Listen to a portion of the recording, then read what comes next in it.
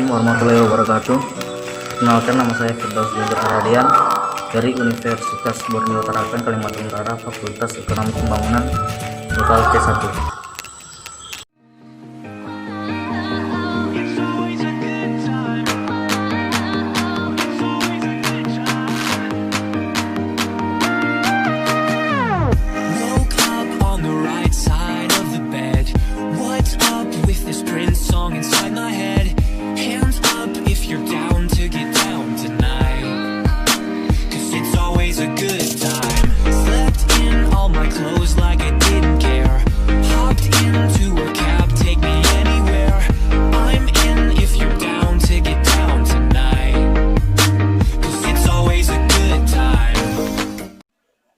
Yang pertama adalah sumber daya laut tropis. Langsung ke materi. Sumber daya laut tropis adalah suatu nilai atau potensi yang dimiliki laut adalah perairan. Tropis adalah wilayah yang memiliki dua musim. Dua musim tersebut yaitu yang ada di negara kita adalah musim kemarau dan musim hujan. Jadi sumber daya laut tropis merupakan suatu nilai atau potensi yang dimiliki suatu perairan dalam pengembangannya di wilayah tropis. Sumber daya laut tropis diantaranya pesisir atau pulau-pulau kecil dan pantai, mangrove, terumbu karang, padang lamun, estuaria, dan lain-lain. Yang saya bawakan adalah interaksi makhluk hidup dengan ekosistem. Di sini ada beberapa pengertian dari ekosistem itu sendiri. Langsung ke materi. Pengertian ekosistem yang pertama adalah hubungan satu kesatuan antar makhluk hidup dengan lingkungan yang saling berpengaruh dan membentuk satu kesatuan. Ekosistem merupakan tatanan kesatuan yang menyeluruh antar segenap komponen lingkungan hidup yang saling berinteraksi membentuk satu kesatuan yang sangat teratur. Ekosistem adalah suatu sistem ekologi yang terbentuk oleh hubungan timbal balik antara makhluk hidup dengan lingkungannya. Ekosistem mempunyai komponen-komponen berikut, yaitu komponen abiotik dan biotik.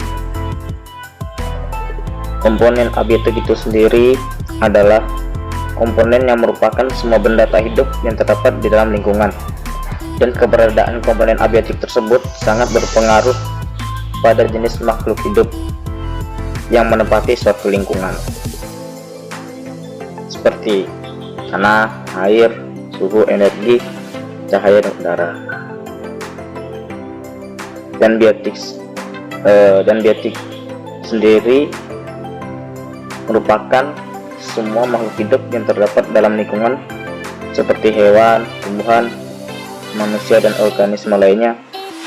Setiap makhluk hidup tersebut mempunyai kedudukan dan peran tertentu dalam lingkungan. Kedudukan makhluk hidup dalam lingkungan disebut misia. Menurut peranannya, komponen biotik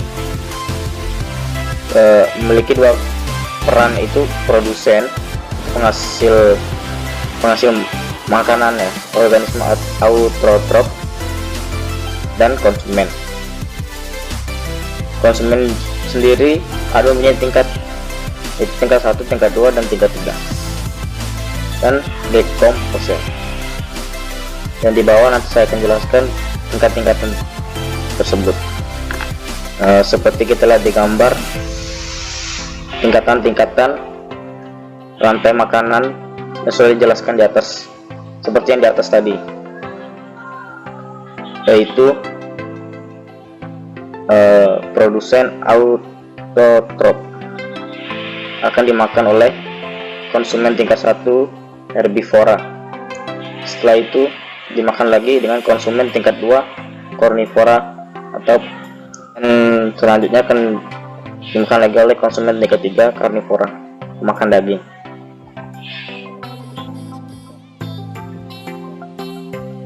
Pengaruh manusia dalam lingkungan.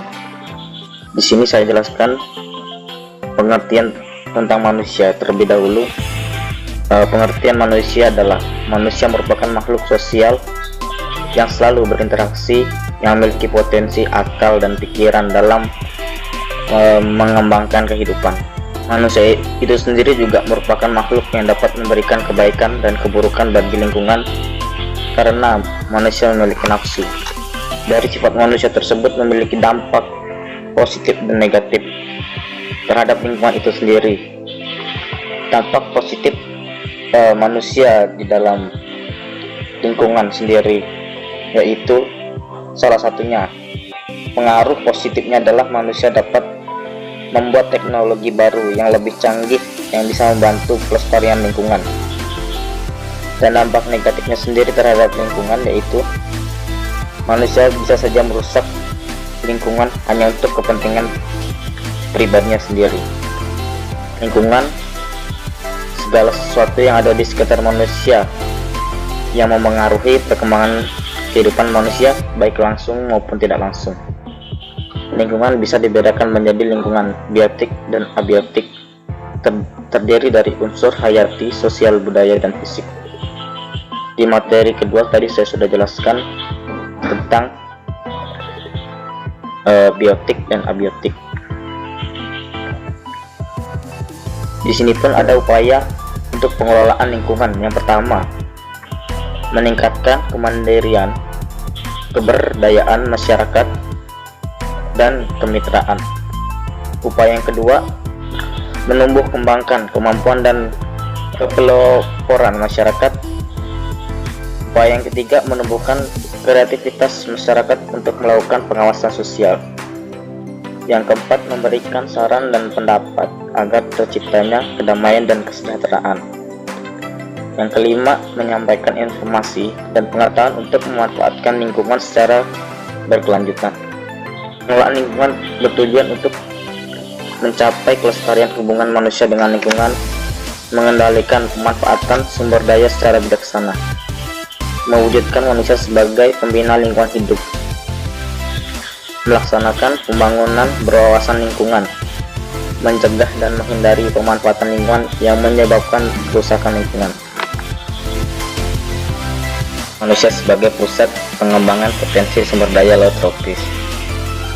Jadi untuk mengatasi berbagai permasalahan dan isu-isu yang muncul dalam pengelolaan sumber daya pesisir dan laut ini, dibutuhkan suatu model pengelolaan yang kolaboratif yang memadukan antara unsur masyarakat, pengguna kelompok, nelayan, pengusaha, perikanan, dan lain-lain.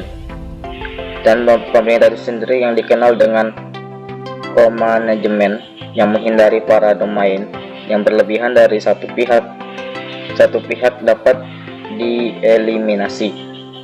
Melalui model ini, pengelolaan sumber daya pesisir dan laut dilaksanakan dengan menyatukan lembaga-lembaga terkait, terutama masyarakat dan pemerintah serta stakeholder lainnya dalam setiap proses pengelolaan sumber daya, mulai dari perencanaan, pelaksanaan, dan pemanfaatan dan pengawasan.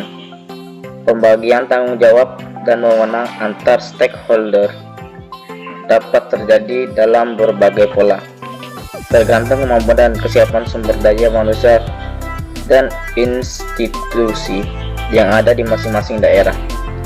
Suasana dalam model pengelolaan ini bukanlah sebuah struktur legal yang statis terhadap hak dan aturan, melainkan sebuah proses yang dinamis dalam menciptakan sebuah struktur lembaga yang baru. Dalam jangka panjang, pelaksanaan co-manajemen ini diyakini akan memberikan perubahan ke arah yang lebih baik, yaitu yang pertama, meningkatkan kesadaran masyarakat akan pentingnya sumber daya pesisir dan laut dalam menjunjung kehidupan. Yang kedua, meningkatkan kemampuan masyarakat sehingga mampu berperan serta dalam setiap tahapan pengelolaan secara terpadu. Yang ketiga, meningkatkan pendapatan masyarakat dengan bentuk-bentuk pemanfaatan yang lestari dan berkelanjutan serta berwawasan lingkungan. Pemanfaatan lingkungan. Dalam pemanfaatan lingkungan harus terjadi harmonisasi dengan penggunaan ruang dan laju pemanfaatannya. tidak melebihi daya dukung lingkungan. Hutan mangrove sendiri mempunyai manfaat-manfaat sebagai berikut.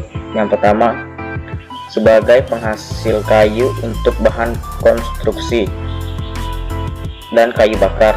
Yang kedua, sebagai bahan bangunan dan bahan baku untuk membuat arang.